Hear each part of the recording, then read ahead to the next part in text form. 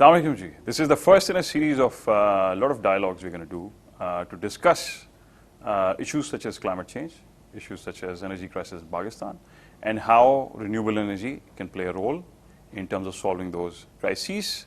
We're going to have a series of very distinguished guests over this period, inshallah, in order to bring a lot of stakeholders together, from experts to government officials to industry professionals, so we can gather the best of breed ideas to solve our climate and energy problems.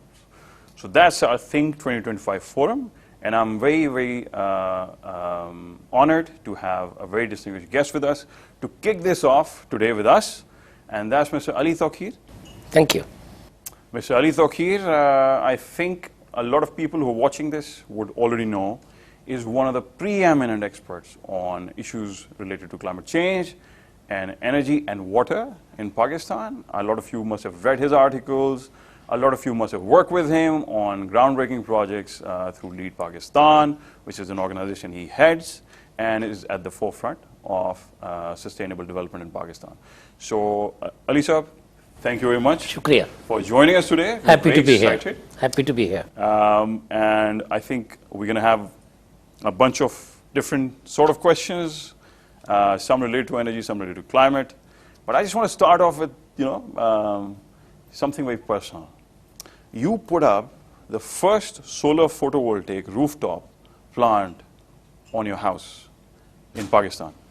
And that was, if I recall from our conversation, that was about 10 to 12 years ago. Is that correct? That's right. So what was wrong with you? Why did you do that? I mean, at that time, it must have been like maybe 8 to 10% CUF, very inefficient, very expensive sort of energy. People must have said, you're mad for doing this. So what prompted you to do that? You have to put your money where your mouth is. Right. If the world has to move towards zero emissions, it has to start somewhere. A unit of analysis can be our house or our own lifestyle. How many emissions you emit.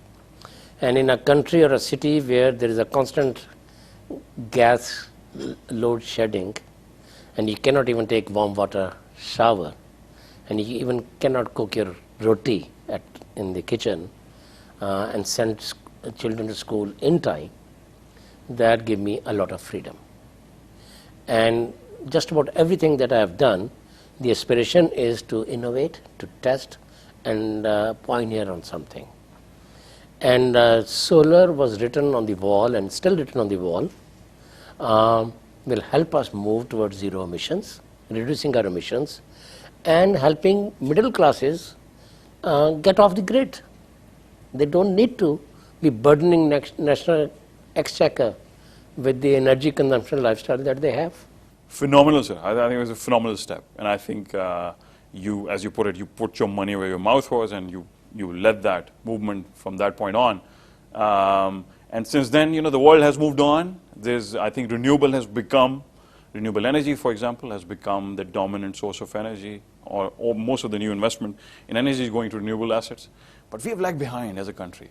So I think from the individual activism that you had demonstrated at that time by taking the lead, that hasn't really translated into national action and coherent action on the front of climate change and sustainable development. So what do you think are the key roadblocks? Actually, this is a very interesting question. It's like having a student in college who got A grade in one subject but flunks in the other.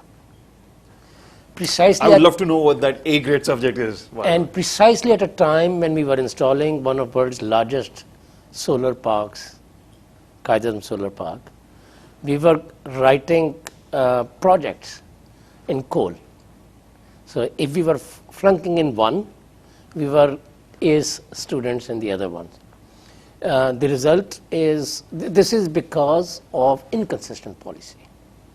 It is because our policymakers oftentimes are not well attuned what are the technology trends. And of course, when we were having load shedding, that severe load shedding ranging from 10 to 20 hours a day, depending which city or region you are in, going for coal made a lot of sense as a policymaker. But then at the same time, having a consistent policy, having a vision for 5-10 years would have helped Pakistan move much faster on low emissions technologies and have more competitive energy prices for the consumers as well as for export commodities. So I think it's very well summarized, and I think this is something I've noticed as well, and I think we as an organization talk about it a lot, which is this tendency to be stuck with the old mentality.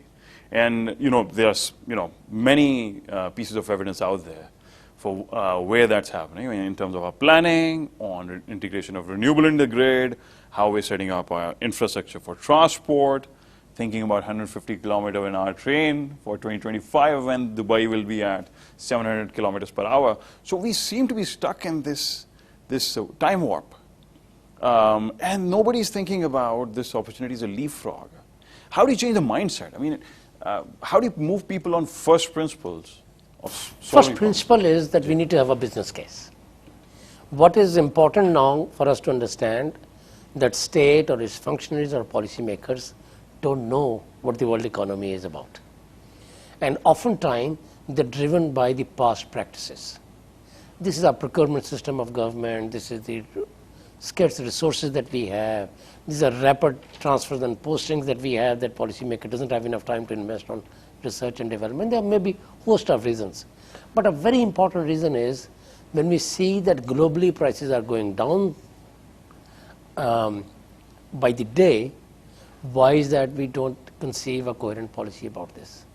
When we see that जुगियों के ऊपर you see solar जी, बिल्कुल, जुगियों के it's propagating like anything. You see that a farmer who doesn't even have a smartphone is pumping water with solar. You see in remote areas of Pakistan, in mountainous areas of Pakistan, that people have electricity because of solar cells on this. So it is happening not because of government of Pakistan. It's happening in spite of government of Pakistan. People are making their independent decisions because it makes economic sense to them. What the policy makers need to understand, if done coherently, it can make a lot of business sense also. It's not just a few kilowatts here or there as the individual users. How we can use it for industry, how we can use it for various sectors, how can we use it as a substitute to furnace oil, how we can use it as a mix with the hydro energy potential this country has. So there's a lot that one can do. So that's why I said it between flunking and A. So it depends really which policy maker in which year signed which project. There's no consistent policy we have, we're just doing it. So fantastic. I think the way you describe it, I think this has happened in spite of the government not being in step. And I think the thing we think about a lot, which mind boggles, is if the government regulation and policies were in step with what's happening all around Pakistan, in villages, jhuggi ke upar, dhabe mein, gharon pe logon ke, there's this democratization of energy that's happening all around us. If the regulation moved with that, I think this could move much faster, and we could, move down renewable integration path much quicker. But you see this distributed system now taking hold, sir, where we're probably moving from this age-old system of setting up a large coal or fossil fuel-based power plant in one end of the country, putting up a long cable, thousands of kilometers of cable, evacuating that to the other part of the country, to now a local model, a distributed model, which is primarily driven by renewable energy. What are your views on that? And how do you see the mix changing going forward? See, the coal that we introduced in the country was a knee-jerk reaction to very severe shortages that we had. It was not a result of a well-thought-out policy. It was a crisis situation and we had to respond to that. Now that's behind us. I think there is only one sensible way to look at us. That how do we use modern technologies and technological trends, such as the use of batteries, long-term batteries, and wind and thermal and other energy sources in addition to solar, to improve our energy mix. Our energy mix can potentially reduce the cost of doing business in Pakistan. And at the household level, for people like you and me that we are dealing with, अगर मेरे घर का bill जो है वो वापडा को जाना है कि स्कूल के बच्चे की ट्यूशन के लिए जाना है? आम घर के लिए चॉइस ये है. तो if solar or alternative energies, renewable energies help you send children to schools and their daughters to schools, or buy more nutrition food for them so that they are not stunted babies. And if you can have a little bit of money after going to doctor, then giving your bijli ka bill, then I think it makes good sense to me for us to encourage user level at a domestic household level in investments in energy. Of course, there is a need for industrial and other sectors as well, but this sector is absolutely important because, please remember, more than 50% of Pakistanis are below the poverty line. There are almost 100 million children, or 70 million children, 70 million probably is a more accurate figure, who are not going to school, or they are school dropouts. And the reason is we spend too much money on things that we should not be spending. So if you want to lift the population above the poverty line, energy and energy density is one way. Phenomenal, sir. I think I love that analogy. I think that you've drawn where the households, if they benefit, what do they spend it on? And I think these are the basic things you need for life. You need education for your kids, you need healthcare, and if we can just save money for those areas, I think just adds to the well-being of the whole population. It's a fantastic analogy. So I want to switch from, let's say, energy-related issues to just a broader topic. And I think you've hit it on the head. You basically said the economics trump everything else. But the great thing is that renewable and sustainable technologies are now on the right side of the economic argument. So that probably question is settled to an extent with the everyday low tariffs you see in the Middle East, where solar tariffs have now reached under 2 cents. To South America, you see 3.4, even under 3 cent tariffs being introduced from solar and wind power. So they've established themselves as the cheapest sources, both at the grid level and at the distributed level. Let's now switch our attention towards the more broader topic, which is, we believe, the biggest threat to mankind at this point. Climate change, global warming. We see all around us examples of how that's affecting everybody. But the news that we hear is mostly from the urban areas, built up urban areas. And we see how hot, for example, Paris is, or how hot Karachi is now, temperatures soaring to 70-year records. All of that is in the news. But what we don't hear is how life in the villages is changing. You spoke about the Sustainable Development Goals and how the life of all of the citizens has to change. I read this MIT report, sir, which spoke about how the life across the Indus Basin is changing because of climate change. Do you want to touch upon climate change as an issue and how it's impacting people locally? There are two fundamental threats that we have ahead of us for the rest of the century. One is poverty, second is climate change. Well, and we cannot win one battle without winning the other. So if you really wish to lift 200 million people above the poverty line, and this will be roughly the size of people below the poverty line in 2047 when this country will be 100 years old. Right now it's about 100. So even if we reduce the numbers, in absolute percentage terms, increase. Absolute numbers will increase. Fair point. So if we wish to invest lifting people above the poverty line, then we'll have to do a number of things to enhance their resilience to climate change, reduce their vulnerability and the extreme events such as the heat waves that you mentioned, or dust storms, or floods, or whatever are the manifestation of climate change in this country that we have seen in recent years. Then on the other hand, climate change is a contributing factor that will not allow people to come above the poverty line, because the cost of living, cost of survival, cost of lifting people above the poverty line, cost of production will all go above because of climate change. So in other words, what I'm saying, you cannot have a climate change policy and you cannot have a poverty alleviation or development policy. They have to be combined. Hand in hand. They have to be in sync. It has to be something different than what we do. So it's a paradoxical problem. Paradox. This and this, and not this or this. Yeah. So, and is the most important part. And that is, unless I think of climate change when I'm designing a development project, I cannot have a sustainable project. I cannot lift people above the poverty line. I cannot take Pakistan, transform Pakistan into double-digit growth rate, or even 7 or 8%, let alone. So the biggest cost to Pakistan's economy as it's emerging is twofold then. One is the cost of climate change. Every year disaster comes, it costs you $1 billion or $2 billion. A certain percentage of our budget goes there. And the second is the cost of poverty. People are not skilled, human resources are not there, their personal losses, buildings go down, crops go, livestock goes, everything pushes them down. So these two challenges have to be addressed through a climate compatible development paradigm. Our development has to be climate smart.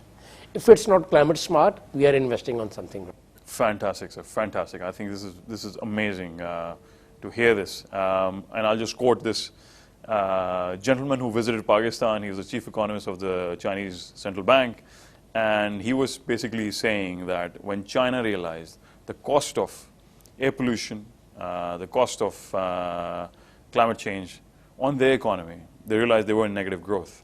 And that's when in early 2010, 11, they created all of the climate policies from scratch, and that gave birth to the whole renewable industry over there, and they promoted policies which were climate friendly. So it's not just that they were good for the environment, they realized there's an economic cost. So both go hand in hand. And that's a very important point, sir, you're making. China's example is a very good one. China has emerged as a global leader in transforming its energy sector. No doubt, no doubt. From fossil fuel and coal-based to a lot of alternative energies. And China is adding, I think if I'm not mistaken, 50 megawatts of energy to its system, its grid, every week. And China's reliance on renewable energy is today more than the entire energy consumption of Japan over 1 year. In a very rapid transformation. So, as a friend of China, we cannot say that CPEC should provide us an opportunity or provide them an opportunity to become a dumping ground for dirty technologies. I've talked to my Chinese friends, they say, we won't give unless you ask. So, decision is ours. It has to be driven by us. It has to be driven so, by us. therefore, in my view, CPEC, China, Pakistan, economic corridor can be clean energy corridor. Clean energy produced in China can be sold to India, can be sold to Bangladesh or Myanmar or others via Pakistan. So CPEC is our clean energy corridor in my view. It doesn't have to be a coal dustbin of history. So we have to re-envision CPEC in that sense. Fantastic. So if we do that, then Pakistan provides China a global opportunity to look clean and green, not as using its friends as a dumping ground. Pakistan's economy will transform because cost of doing business will go down because of renewable energy. Our own energy sector that has roughly 30% waste in the system will become more efficient and responsive. And I would imagine that overall cost of business that I refer to again and again through efficient energy uses can come more than 30%, can come down by more than 30%. And that's a remarkable difference. Phenomenal, sir. I'm feeling super inspired with this vision of yours for CPEC, because I think it's perceived, at least in the West, the naysayers are saying that this has become a dumping ground for all the dirty technology. It doesn't need to be. Doesn't need to be, No, absolutely. It doesn't need to be. And I think Chinese themselves are investing heavily in renewable industry. I think the largest manufacturer of PV, photovoltaic cells, wind turbines. They don't want batteries. Pakistan to become a dumping ground. But if we want Pakistan to become a dumping ground, they cannot help. Indeed. So the decision rests with us. Indeed. To change the local regulation. That's fantastic, sir. I think I just want to come back to, I think, the segment that gets left out in all this discussion, because we are in the cities, and I say to my team that we're city boys, so we don't get to think about rural areas too much, but majority of the population still lives in rural areas. They will eventually move to the cities, but right now they depend on the agri economy, the rural economy, and the impact you see every day on due to climate change. What they talk about is the red bulb temperature.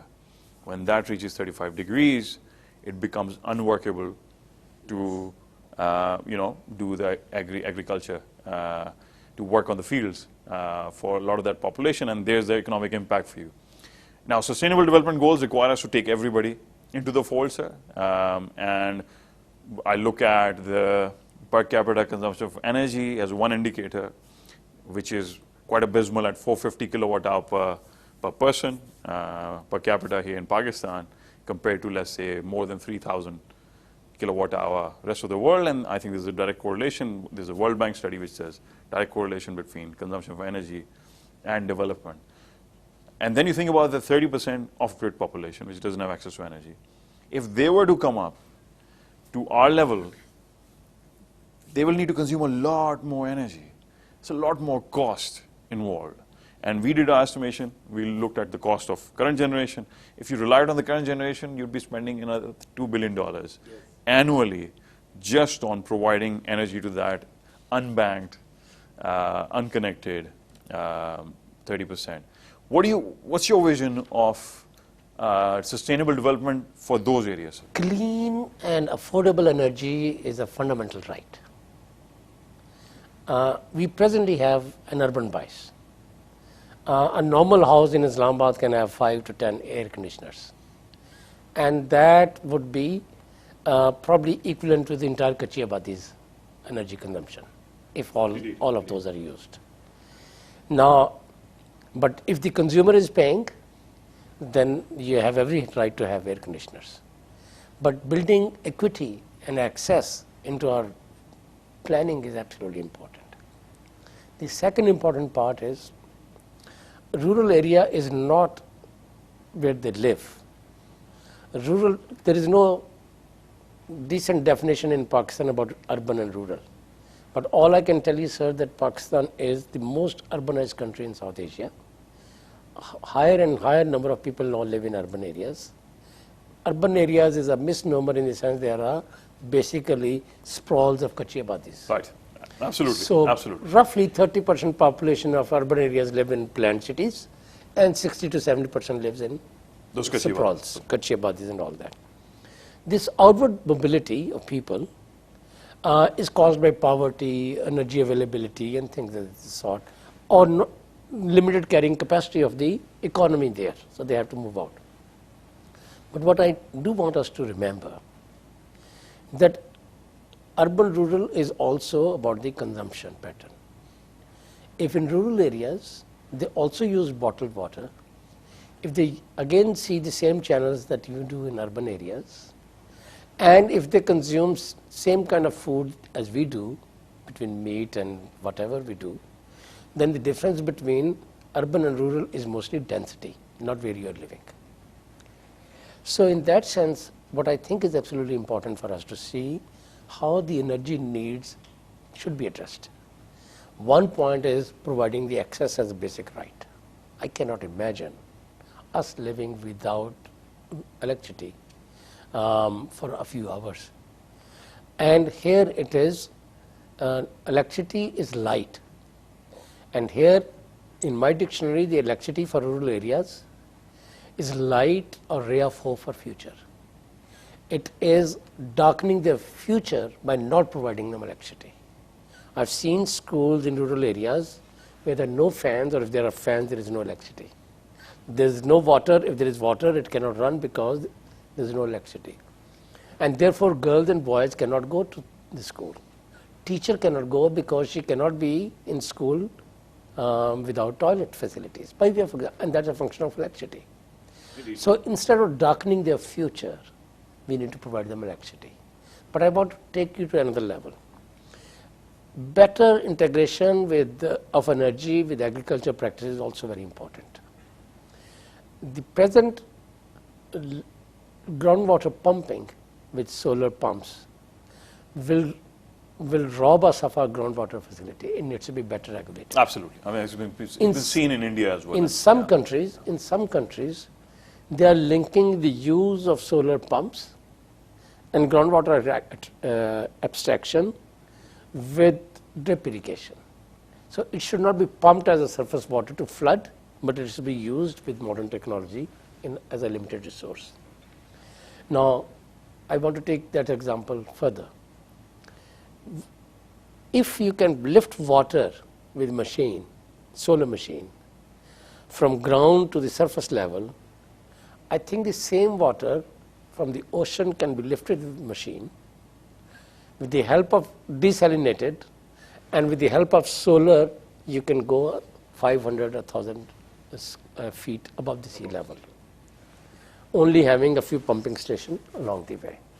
So Pakistan's water scarce areas where we do not have sufficient water, solution is not to use smaller solar pumps to damage our ecosystem, but we need to think differently of providing water to water scarce areas 500 or 1000 miles inside the territory, Pakistani territory I mean, to use the resource that has there. We can also use that in different ways. There's a global trend, and you know very well, you can have floating almost cities in our bigger reservoirs. All we have to do is define the minimum level of water at the dead level so that they don't sink and they stay floating. And we can have offshore solar cities providing us energy. So in that way, we just have to transform our thinking, something that you asked earlier. And when we do that, it should not be discriminatory that it's meant for urban areas and it's meant for E11 or Defense Housing Society or Bahria. It should mean that it is meant for Quetta or Sakkar or Qila Saifullah and what else. The most underprovided parts of the country. So amazing example of first principles. So, you know, these are the dynamics of today. I mean, these are tools available to us today. And I think we can't now see desalination working without solar power, which is the cheapest source. I want to give you an example. There was a study in India done by Asian Development Bank that the solar parks in their desert can produce 18 gigawatt of energy, right? And their desert, Rajasthan, is very vast, like our Cholistan, Pakistani site. If it can be produced there, it can be produced on the Pakistani site. Indeed. Right? And who produces first can sell to the other. So in my mind, there is an opportunity, a window of opportunity. Climate change is not just about disasters. It's about new economy. New climate economy provides you new jobs, new opportunities, new ways to look at the world. And here, my way of looking at this world is that whatever lessons we draw from Qaid-e-Azam Solar Park, success or failures, decision-making flaws, procurement flaws, technology flaws, there may be 100 weaknesses. I am not an expert to tell you what they are. But I think we are smart enough to draw right lessons and revisit and expand such scales that this country has never seen. So between this and desalination plans, we should be net energy exporters. And Pakistan should be making more money out of exporting energy to Afghanistan and Iran and Central Asia, if not India and others, than it is from exporting water through rice and wheat. So that's a fantastic lens to look at climate change. I think climate change is an opportunity. I think a lot of people talk about the negative downsides of climate change and the water crisis and all of the environmental health issues. But climate change is an opportunity. And I think what paints it into a very clear sort of future is the IPCC, Intergovernmental Panel on Climate Change report, on what kind of a world are they prophesizing. So they're talking about, let's say, 2050, and they're saying by 2050, if we have to stay below 2 degrees centigrade, the global energy infrastructure, which includes all the mobile energy in cars, the energy used in homes, the power plants, 50% of that has to come from renewable energy. That going from around 10% right now from renewable sources. So that sounds like an unprecedented level of reindustrialization that needs to happen. There is more than $50 trillion that will be invested in global economy because of climate change. Wow. It's called new climate economy. Right. I'm not aware of similar... So just to put it in context, this is 3 times the economy of the United States. Yes. And I'm not familiar with any study that has looked at how much in Pakistan, but I would imagine about $1 trillion. About $1 trillion in next 2, 3, 4 decades if we have the money. If we don't have the money, then we cannot fix even kacha ghar kisi ka, you know, so on and so forth.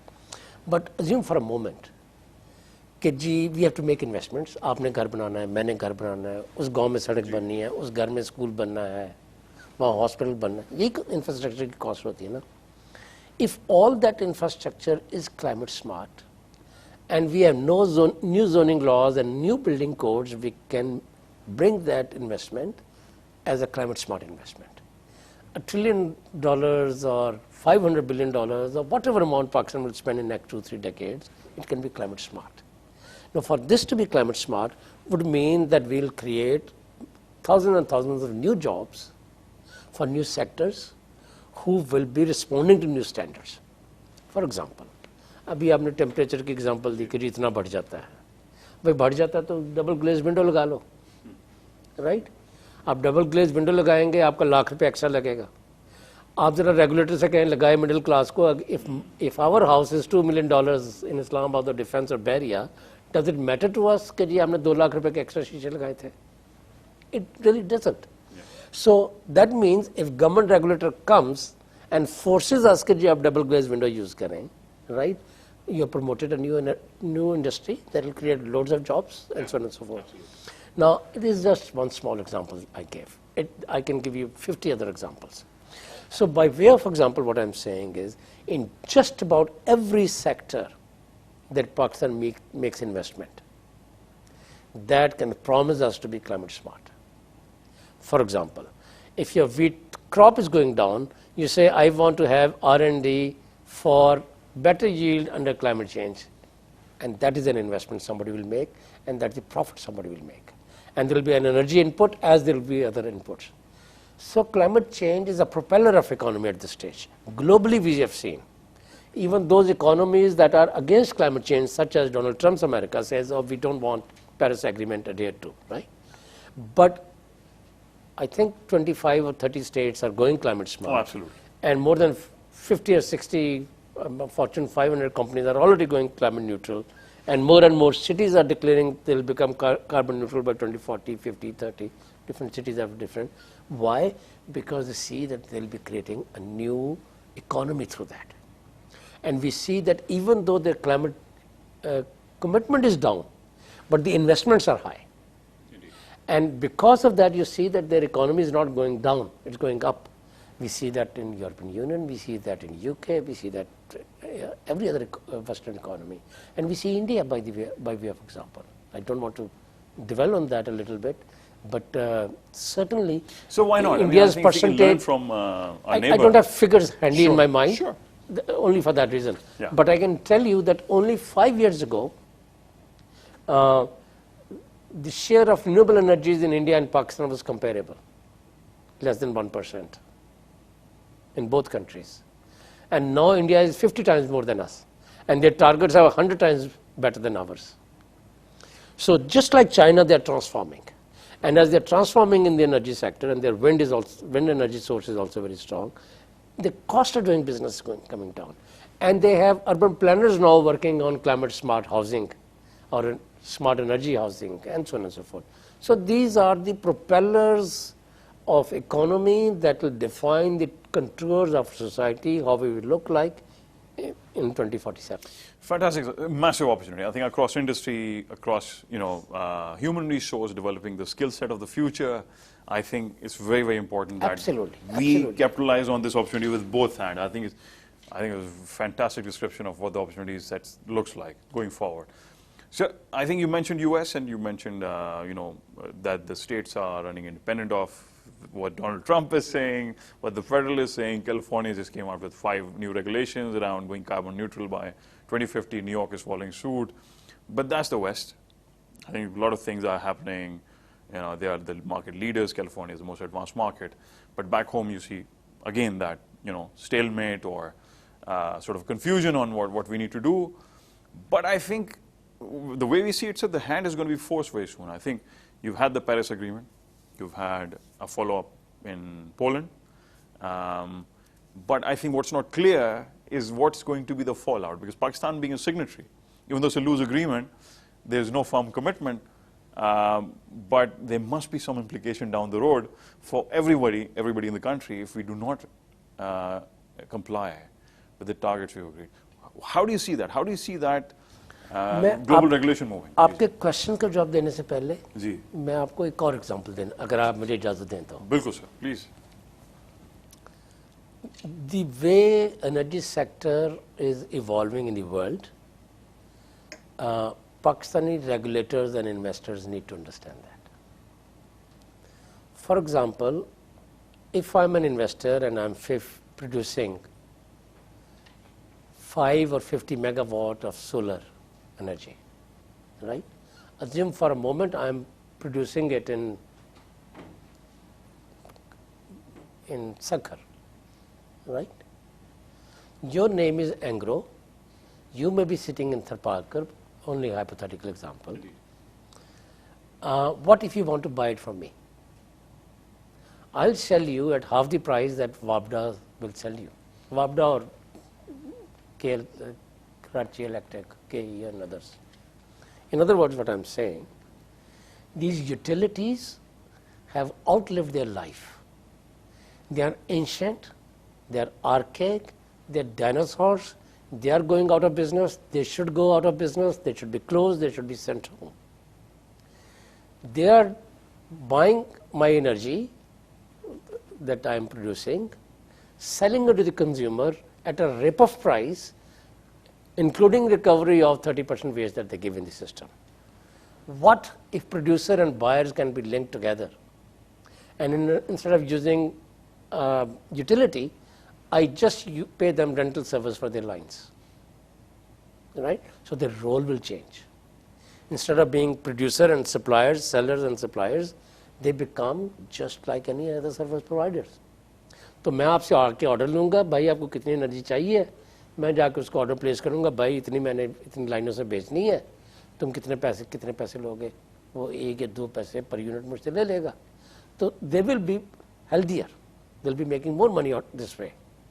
And you, as a manufacturer of Unilever or Angro or whatever, will be making a lot more money only because you're buying cheaper energy from the producer directly. So in other words, what I'm trying to say, energy sector in Pakistan has to be re-envisioned. We cannot keep on investing taxpayers' money to upkeep them and effort to turn them around.